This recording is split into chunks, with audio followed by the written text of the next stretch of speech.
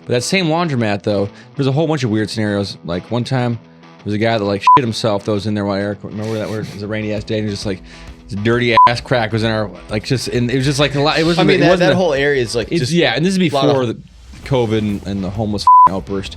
But there was also a time that this guy was like, hey man, can I get a fabric softener? I'm like, yeah, go ahead, go nuts. So I gave him a couple of sheets of fabric softener and stuff. Yeah. He's like, man, I just got out of prison, because I stabbed a guy in the face with a fork. I was like, okay, take as many fabric softeners as you want. And then I don't know something about my face, but people always assume that I do the same thing they do. He's like, man, you've been to prison before. I'm like, no, I've not. Why would I say that? He's like, you ever drink Pruno? I'm like, what is that? He's like, prison wine. I'm like, no, man, like just what he said. He's like, this, yes, like, jail. He got the 4 prong marks in his face in the courtroom. I was just like, that would make sense because you just stabbed him in the face with the fork and shit. Like,